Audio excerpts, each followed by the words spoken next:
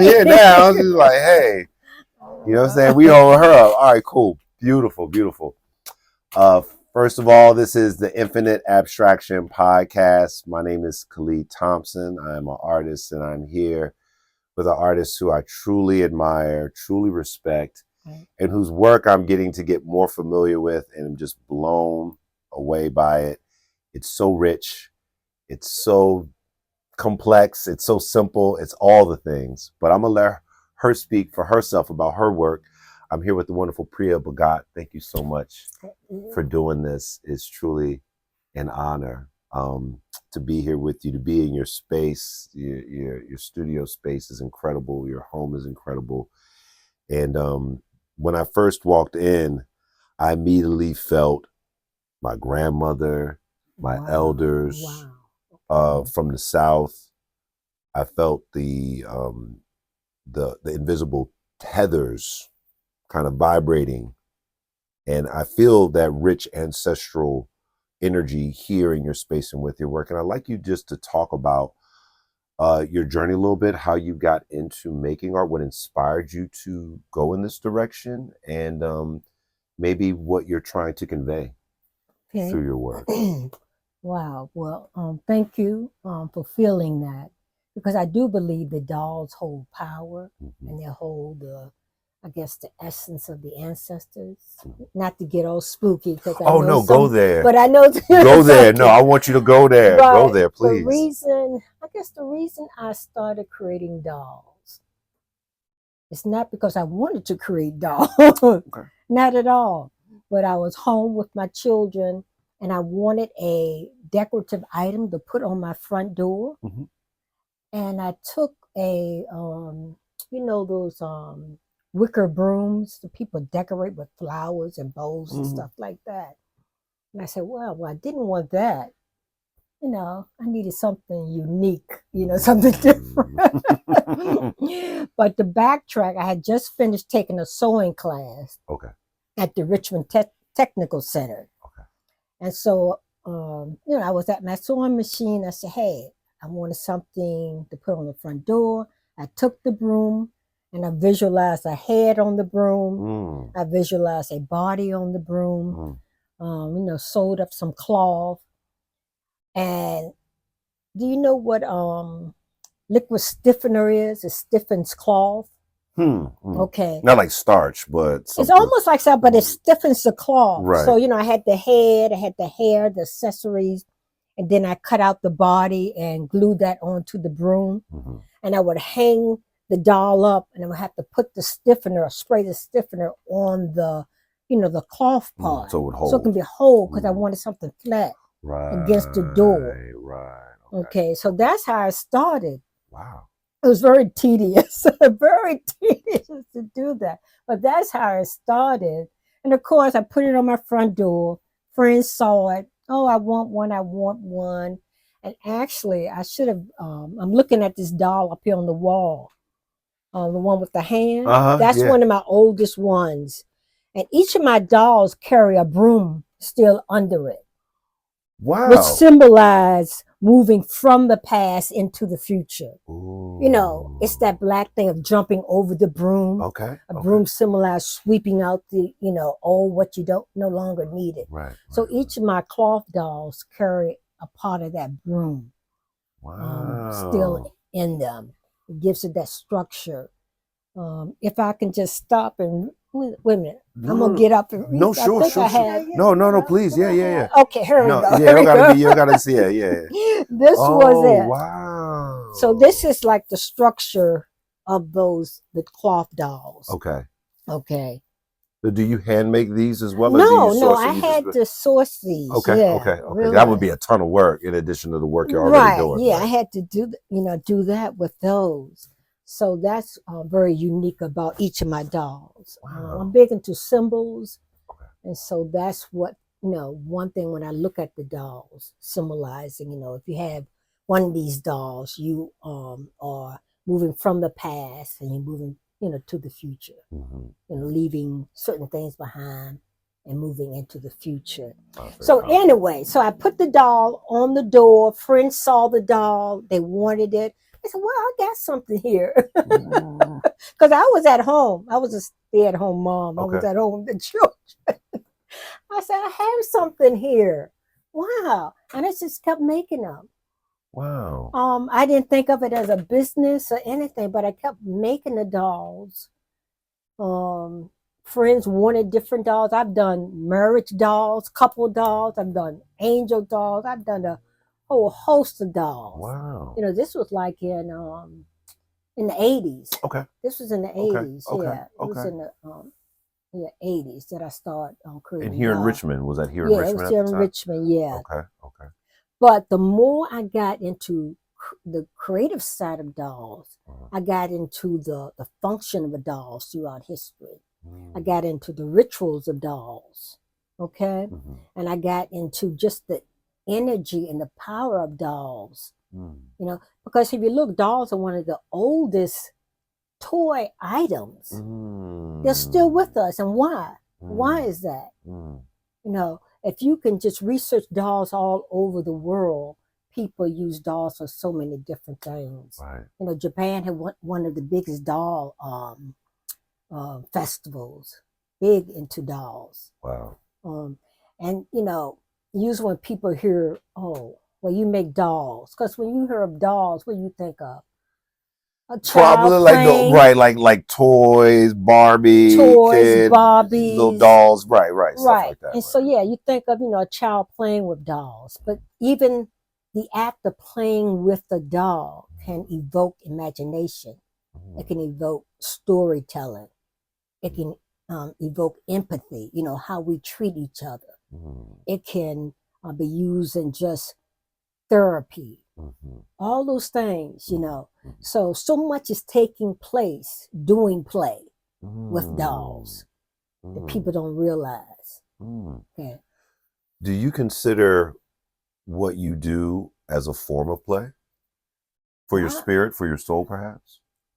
What I do is a form of creative meditation. Okay. Mm-hmm. Which play can be. Yes, play right. is, you know, because I get enjoyment out of it. Right. I get enjoyment out of it. Right. So, yes, it is a form of meditation for me, definitely. This is fascinating what you're explaining to me about dolls, because you're very right. They're sigils. They're also power sources. Yes, they that are. can evoke messages far beyond just, like you said, maybe when children play with dolls, they're formulating relationships, ideas about how to interact. Yes. But then dolls become more important as the culture evolves and develops, and the meanings behind them, they become symbolic, right? Right. They become symbolic. Yeah, I mean, I look at the just how far Barbie has come. You know, you go into the store and you find Barbies in wheelchairs and just all types, you know. Dolls represents the world we live in, and they are going to constantly change according to the world, you know, as it changes. So, you know, if you had a time capsule, put a doll in the time capsule, because that would tell you, you know, how the world is. I'll give you an example of what's going on in the world. Wow. Because you get into textiles. You know, you get into all of that. History. You get into accessories. You get into hairstyles. All of that. So it's like a record of a time. It really is. It's a record of a time and information for future generations about how to incorporate the past into their present. Yeah. So, and I feel that in your work, I'm really, because it sounds like you got into doll making as an adult. Kids, were you creative throughout your whole life in different creative disciplines? How did you come into becoming the artist that you are today? Was it something that you just picked up on later on in life, or, you know? Well, you know, I guess I never focused or call myself a creator coming up. But coming up, yes, I played with dolls. We made doll clothes. I made my own paper dolls. I made doll houses from cardboard boxes. We would do paper mache. I have 7 brothers. They were always building stuff. Oh, wow. And I always wanted to be a part of that. Right. My mom was a master sewer.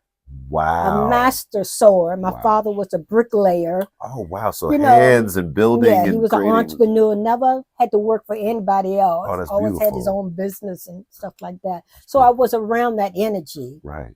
Definitely was around that energy.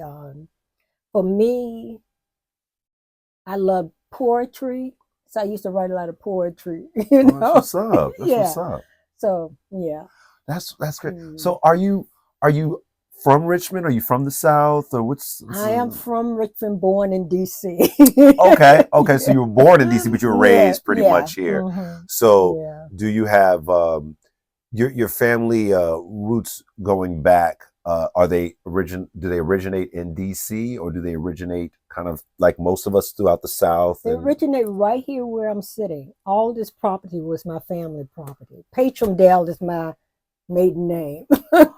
Oh, So yeah. wow. So yeah. So I'm about to get emotional, but because that's incredibly powerful.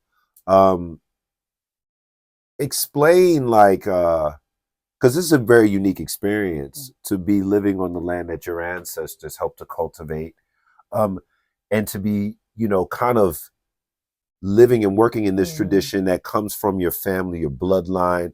Like, how does that feel to be that maybe in close proximity with your ancestors, literally, not just figuratively or in the imagination? For most of us, it's like the ancestors, and they're kind of everywhere. I'm honored, and I think in a sense it keeps them alive because I can always continue to tell their stories.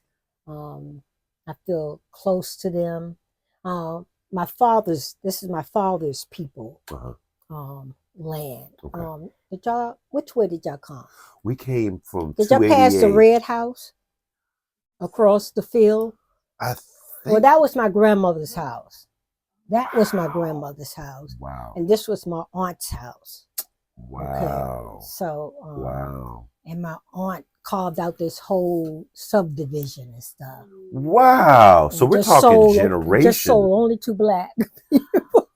Wow. So we are blessed to be in an area where some of the developing entrepreneurs, black entrepreneurs of Richmond, people that were, doing things that seemed pretty difficult in the South back in that time. Yeah, I mean, they all were teachers. My grandmother had a huge garden across there. We'll have to come from the city. My mom would send us here, and we'll have to, work in the garden and do all that stuff. All the hogs and chickens. Wow. So it looked a lot different back then than it does. It was so much different. This was nothing but trees. Wow. There was trees across the road. We could go pick blueberries and everything. Back then you grew up with fruit trees, walnut trees. It was all around. Yeah, all jams the and apples. Was made. Everybody's making everything. All from that was scratch. right there. Mm-hmm. So I feel that in the work. Yeah. I feel that in the work. I just don't feel. I feel your feelings about your upbringing in the work. How much do you feel contemporary visions or your perspectives on the current state of the world, how does that inform the work you're doing now? Okay, the series I'm working on now is dealing based around protection. Okay. I think that came about me just listening to what's going on in the world. Everything that's going on. I say, well, how do we protect ourselves? We can protect ourselves physically and spiritually. We can weaponize things and protect ourselves. But how did our ancestors protect themselves using spiritual tools? Right. Spiritual technology. Right. How did we do that? And so that kind of motivated me to create one piece I have that I'm working on called Juju Girl. And Juju meaning the power we carry within, and how we can use that in a sense to protect ourselves. It might not always save our lives, but still it protects us mentally, I guess emotionally, so we are not stressed out about things, Mhm. that sort of thing. To know that we hold this power of juju, or we carry this juju bag with us. The whole thing behind the juju bag and what we put in the juju bag, and how that has protected us. Because there are people behind the scenes that are using spiritual technology that is protecting us, All the that time. we don't know about. And they're using these, modalities that, the colonizers has said that was, demonic or whatever. But these people are still using these. Very profound. So obviously you see your work as a form of spiritual technology. Is it safe to say that? I think so. Okay. I do. I Okay. really do. I mean, I hope so. Yeah. I hope people who have one of my dolls feel a certain energy, in their home Right. when they have the doll. But just like I said, the act of creating, I mean, that's a powerful thing. The act of creating from nothing and giving it form and shape. Right. Right. And with the dolls, you can use so many different techniques. You're dealing with textiles, you can do assemblage, you're dealing with painting, collage. It's just all of that is involved. It's almost all of that. Right. It seems like a very tactile and liberating practice because, like you said, you're making something that now embodies a space. Yeah, because this doll is use of cardboard. Right. And I've done some workshops, creating that doll. This is just I like working with cardboard. Okay, so I see a theme, a strong theme of venerating, and naturally, as I should see that, given that you're a woman, this veneration of the female power throughout life that sustains us and sustains humanity, and how important it is for you as a woman to highlight that. But let me not speak for you. How do you, because I can't do that. I can't, brother can't do that. But so could you speak to that, the power of womanhood and how that affects your work? Oh, wow. Take as long as you want. Yeah. I mean, that's the first thing you think of when you think of a doll. You think of the feminine side of the doll. Okay, so, and I used to say, oh, I love creating the female dolls because you can do so much, the accessories, you can do the hair, you can go this way and that way. And then for me, Spirit would say, wait a minute, hold off, you got to balance it out. You got to balance it out. In there too. Just you got to throw every it now out and then. Just every now and then. Just every now and then. Put one or two, every 100, just a couple of us. No, I got a couple of male dolls. I do. I got a couple of male dolls. Because I'm always asking myself, in my environment, am I balancing out the feminine and the masculine quality in my environment? It's just so important, Because the feminine power is important because you think of creation. Creativity. You think of creativity, giving birth, all of that. Adornments, right. Design, the spiritual power of communicating the imagination. Yeah, all that is in the female energy. Wow. So that's a huge part. Were there? You said your mother was a master seamstress or sewer. So, so obviously she played a huge influence in your work in terms of why you created. How much did she have an impact? Or let me say, give us a. As children, you didn't want to do what your mother. For sure. I love my mom. Right. She's an ancestor now. Sure. But at the time when she wanted to teach me to sew, I didn't want to sew. Right. I just wanted to be outside. And, so you feel like you're embodying aspects of her spirit, because I'm not sure if she was passed before you started working or if she was an elder and kind of transitioning when you started to make dolls. Yeah, my mom was still here when I started doing dolls. What was her thoughts on it? Because like I said, before I did the dolls, I took the sewing class, and my mom went with me. She didn't have to. that's She didn't have to go. She could have taught the class. Right. But she said, "Oh, I'll go. Maybe I'll learn something new." Oh, that's cool. But yeah. But before she passed, she knew I was doing dolls. Why? What was her response? Was she like curious about it or excited, or she make a little mention here and there? You know, my mom always kind of accepted what I did. Yeah, that's a good thing to talk about. I don't want to interrupt you, but yeah, let's talk about that, like the upbringing in terms of like it seems like creativity was supported, perhaps. I don't know. And I always feel my mom had to accept us. You know, it was 8 children. Like, what you gonna do with all that? You kind of like, right? Y'all numbered. And I tell people I came up in a revolutionary family. Okay. I had 2 brothers who left to join the Black Panther Party. I had a Buddhist. I had Muslims in my family. One brother who got me to become a vegetarian. At the time, I didn't want to. It was very resistant and like, who do you think you are? Telling me what to do. Right. They were always telling me what to do. You're like, I'm outnumbered here. I'm going to push back. I pushed back. I did push back. Yeah, no question. But when the time came, I made the decision myself. Personally, yeah. But, you know, he was a catalyst in me becoming a vegetarian. That was like in the 70s. In the 70s.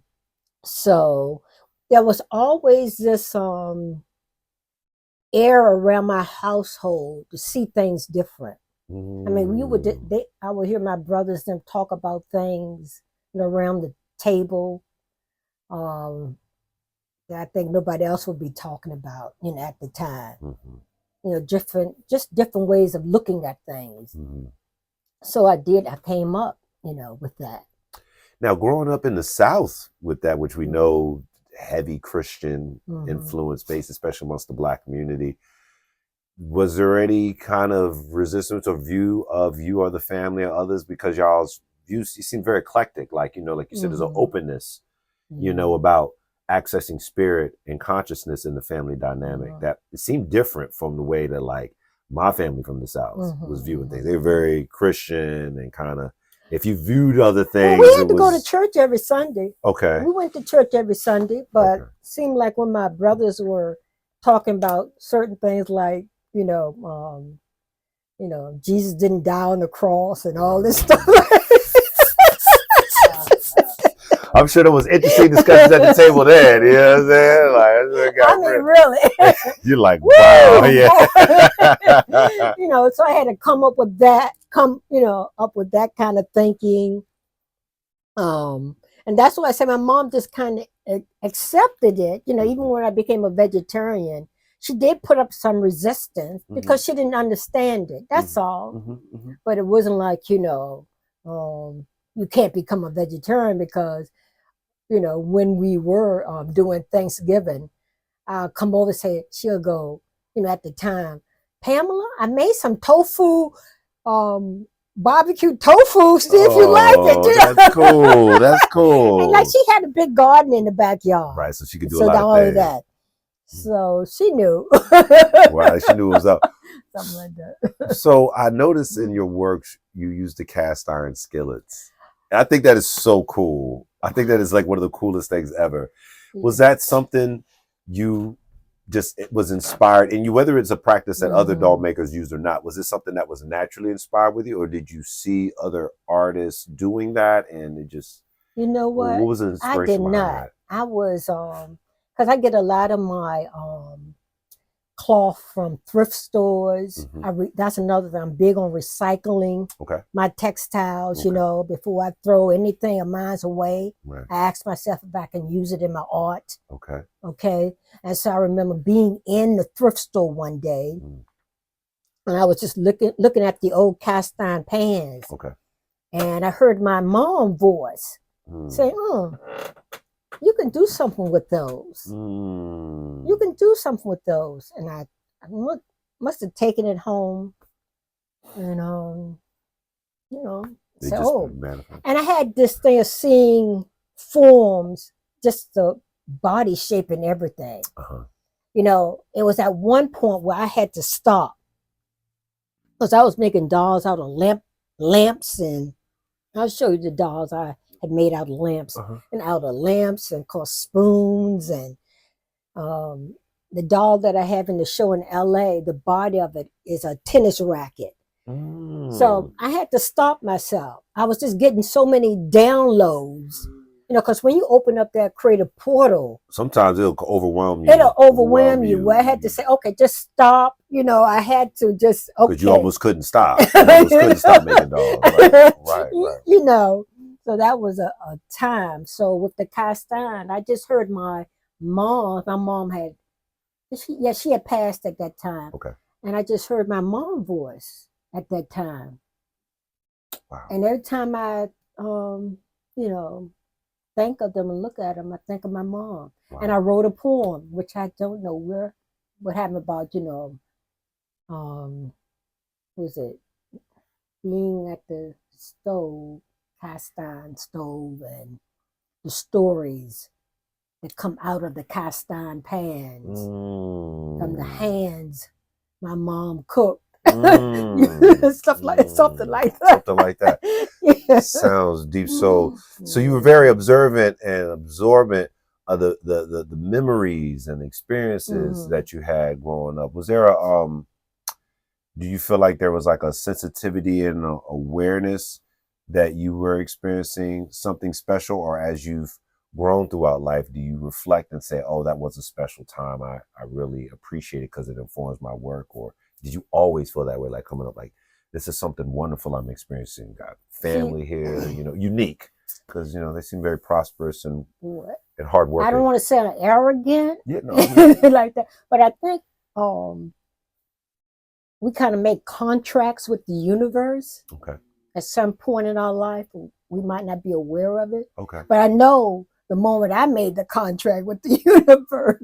But like I said, I did come up in a very progressive family. Right. Okay, right. That's number one. Right. I just, my oldest brothers always had stacks of books in his room, and I would go and look through them and, okay, stuff like that. So reading and stuff was really important. Oh, yeah, just stacks of books. Right. Just knowledge. But just one story, when I was in high school and I took a creative writing class, and we had to write a poem, I wrote the poem, took it back, to school.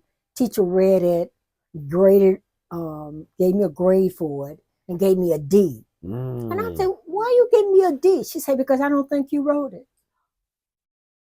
Oh, yeah. I remember that. Wow. I don't know why I remember that experience to this day. But my best friend, who I've known since the second grade, has always had my back. Boy, she got on that teacher. And that teacher had to change it. I think she gave me maybe a B+. And told me, do you want to put it in the school newspaper? I said, no, I'm good. I just want to let you know this was fire already. You trying to play.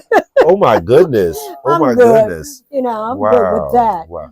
But I've always, been around that. I think that creative energy. Okay. Just my household, like I said, my mom, the gardening, brothers reading, their insight on things. They were always building stuff.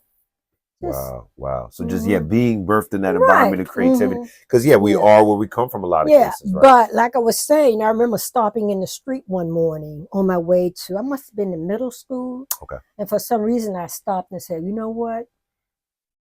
I don't know who you are, God, but I want to create my own path. I don't want to have to always follow someone or be... I guess having people telling me, hey, to do this and to do that. I want to search this out for myself. And ever since then, I've always had just spiritual people in my life. I never really had really vicious or mean people in my life.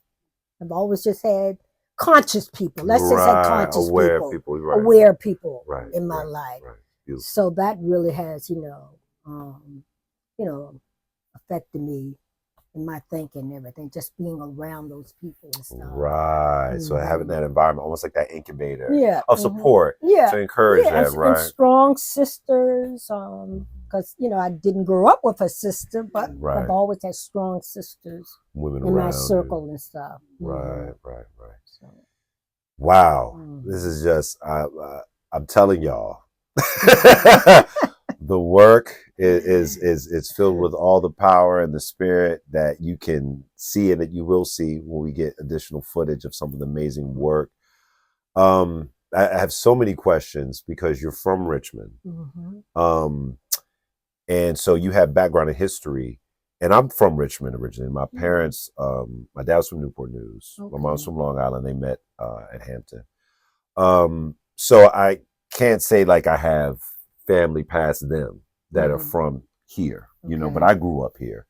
I was born in 1980, and I got to see, growing up in the 80s and 90s, the last vestiges of a Black Richmond, when I would call where Broad Street and those areas had Black businesses and were predominant, and you would see people hanging out at Maymount Park on Sundays, and it just felt like there was just a culture of Blackness that was here. And so I feel like, people like yourself are tapped into a soul of Richmond, an energy of Richmond that goes back historically to probably when we first showed up in these areas, So I'd like you to express to me what being from here, having history here, and seeing the changes throughout the decades is about for you as a Black woman and a Black artist, or artist, I'm sorry. Well, I don't know whether it's the older you get, and so you lose people, you lose that circle, or that tribe, because I think it's that tribe that kind of kept you connected to, the energy of where you live. So for that has changed. When I go out, I don't see that strong circle of people I used to see. Used to roll with back. Right. Yeah, for sure. I don't see that. But coming up, like I said, my father was a entrepreneur. He had a record shop. And we were over Churchill at the time. No, we were Churchill. No, I'm sorry. No, Churchill. She's like, I gotta go back for a second. She's like, let me analyze for a second. Let me go back. Okay. Well, he had a record shop over here on North Avenue. He had a laundry shop. So that kind of kept you in the pulse, of the neighborhood. Yeah. And you kind of knew everybody. I might have kind of went to the record shop. My father gave me my first job there and stuff like that. So people kind of knew my father. 7 brothers. They knew my brothers. People's family was they knew family and everything. There was a lot of. I went to John Marshall for high school. Had to be beautiful back then. It was. In the 70s. Right. You didn't hear a lot. For me, I didn't hear a lot of violence in the community.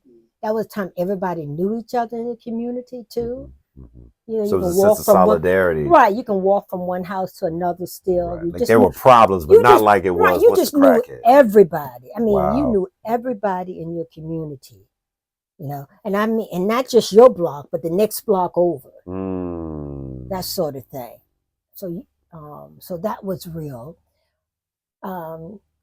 You just had a lot of places to go and just to be with other people, as far as entertainment and stuff like that. But like I say, you had your close-knit, circle of people. Right. So that was good too. Wow. So that's so obviously the city has changed and things have changed a lot. It has changed. My brother, I had this friend used to take me for herb walks down at the James River and stuff like that. Wow. So that's what I remember. Those circle of friends. So you just don't. You kind of have to reinvent new circles. Right. and, Like try to keep up a little what's popping. and that's all right, because I think the act of creating has to be flexible. It makes you to adapt. Right. Everything changes. Right. And you have to be willing sometimes to be flexible. Do you feel like your practice embodies that? Because I noticed you told me there was a period where you were constantly, almost compulsively making dolls.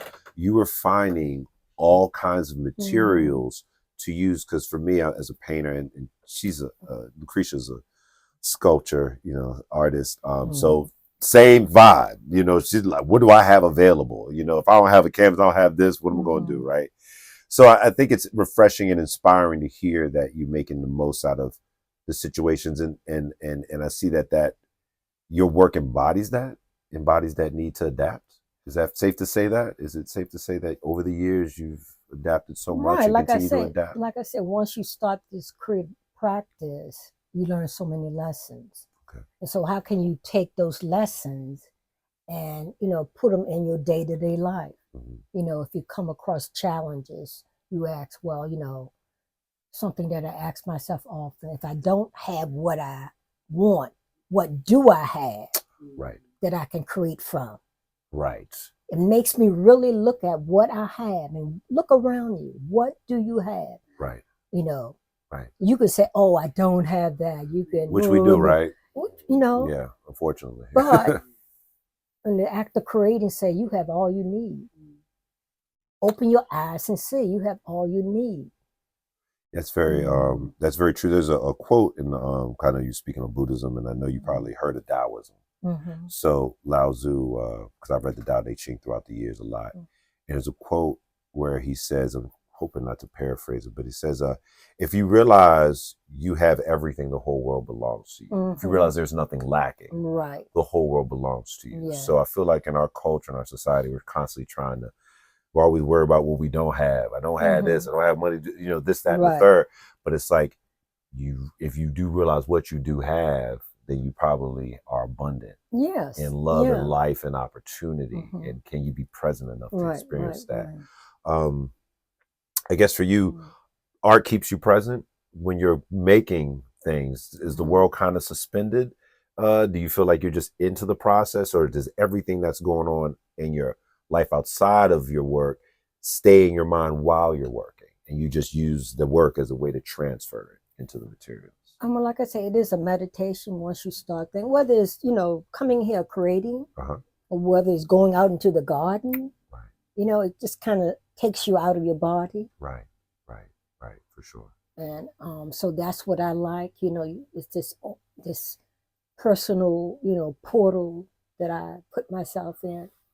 So those practices are important to maintain. Yes. For that purpose. So yes. Because I mean, I think everybody should do something creative, because we're creative beings. And like that now, people say, well, I don't create anything, but you do. Even I was telling someone, even if you have the art of listening, you can just sharpen the art of listening to people. That's amazing. So, you talk about creativity as life. Yeah. And art as life living. Because it comes from life. So therefore we live art by the way we open up our minds to possibilities rather than close them off. Yeah. That's very powerful. Because I think as artists, myself, and I'd like to get you to speak to this a little bit before we close out. Being that you're an artist and you're creating a lot of work, and we're all trying to make a living and survive out here, in this current system we live in, the pressures of paying the bills, the pressures of having the money, the resources, and how that sometimes can be at the front of your mind while you're trying to create, and maybe it can even stall creativity. Have you worked and traversed that terrain when this started becoming a practice that became more than just sharing with the family? Like, there was a demand for it. People knew you were doing something, and you started to make a living. I don't like to think that way. Wow, I gotta I need money to do this. Boy, we can just get that out the way. Okay. That money thing. But then again, you have to define what is money. Okay. You know, what is your perception of money? I mean, I have money all around me. I have money all around me. It might be in a different form. Okay.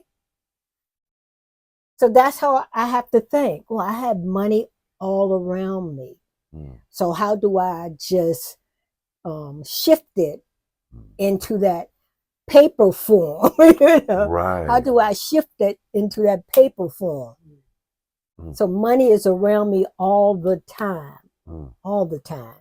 Mm. So you really have to change your thinking about, about money. Mm.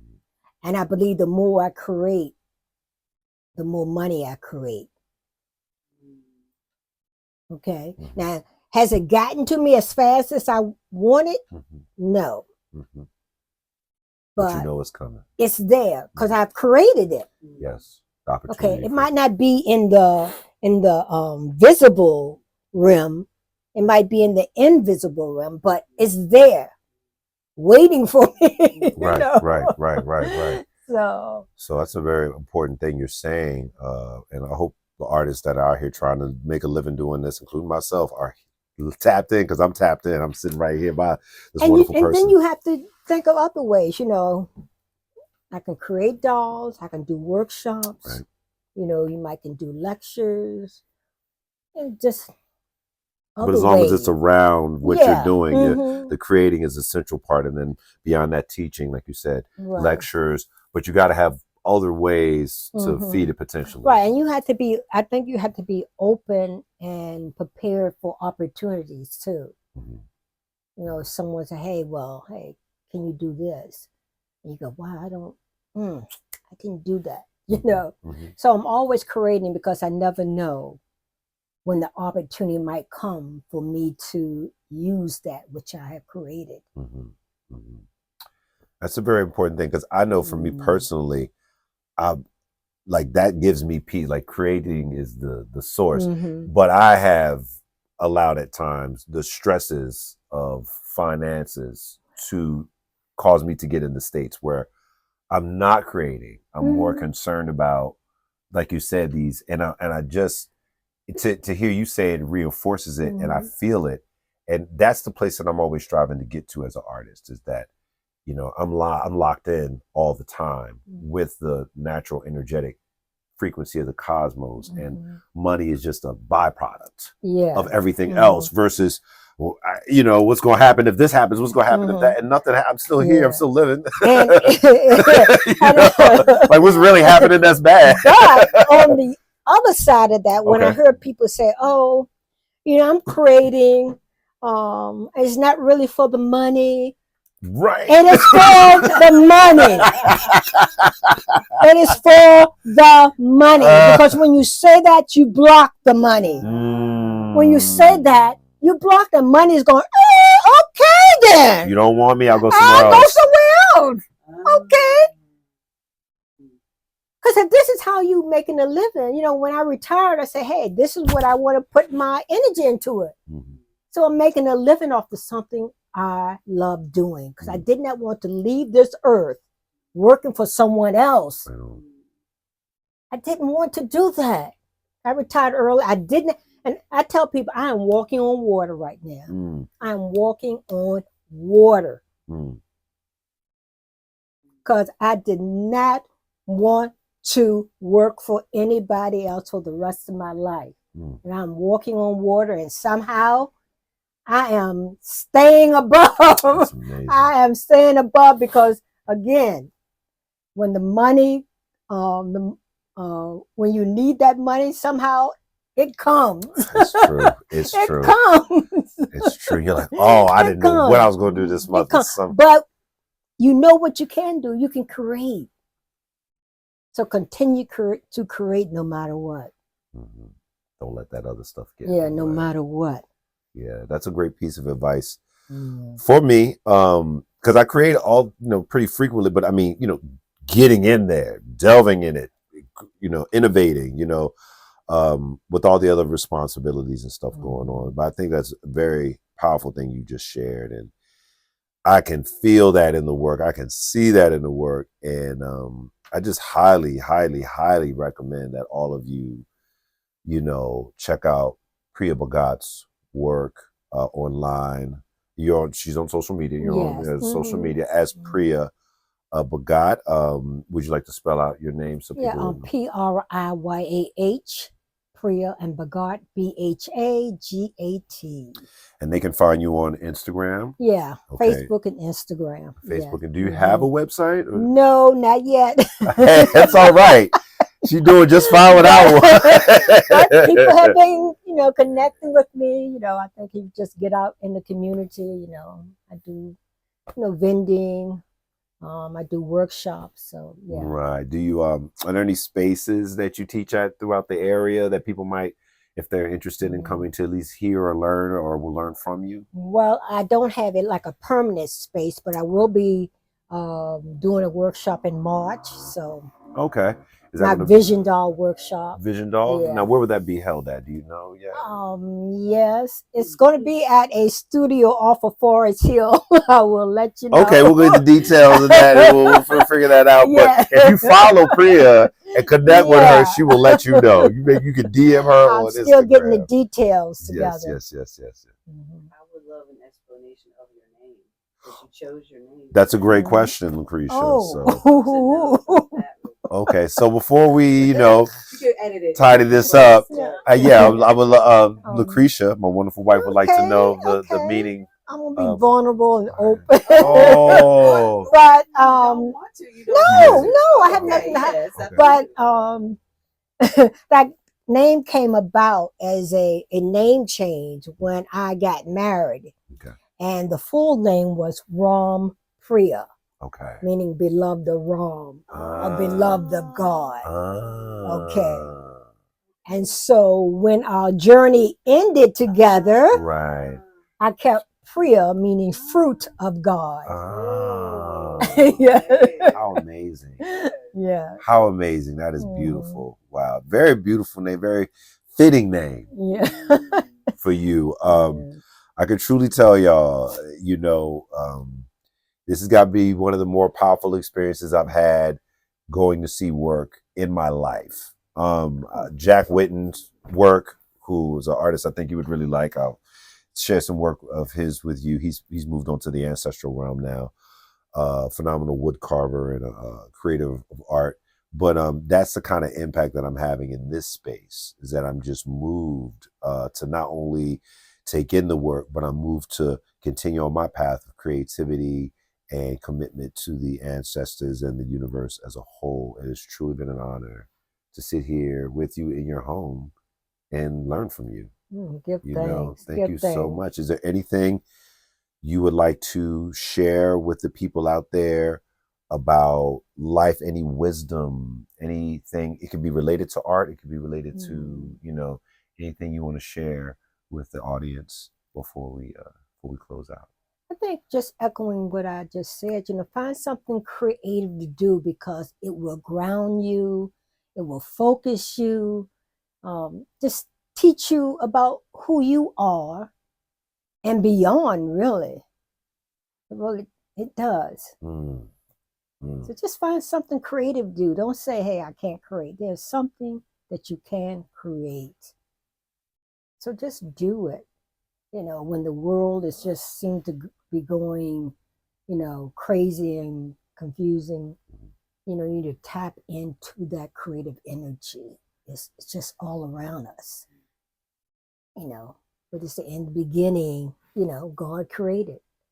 So why aren't we continuing to create that which is good? Okay. Sometimes that which is bad can teach us lessons too. Because they're both teachers. I mean, this is what I knew. I hoped that that's why I had to have you on the podcast, because I knew, I just knew that this was going to happen. I was going to feel something transformative from this experience. And I know if you're watching this episode, you will also. So continue to create, continue to be inspired, continue to connect with the universe. We are living creations, living in a creative universe. So she is spot on with that's going to keep you connected to creation, to God, to Goddess, to the infinite, is that part of creating. So thank you so No, much for thank doing this. you. Truly honored. Thank you for, It's been such a choosing blessing. me to do that. Oh, not a problem. Please support the work. Check out the work. She did you currently have an exhibition in LA. Yes, and Or you're showing work in LA. right, Yeah, at the William Steele Grant Arts Center in LA. Yes. Okay, so for their 45th doll show.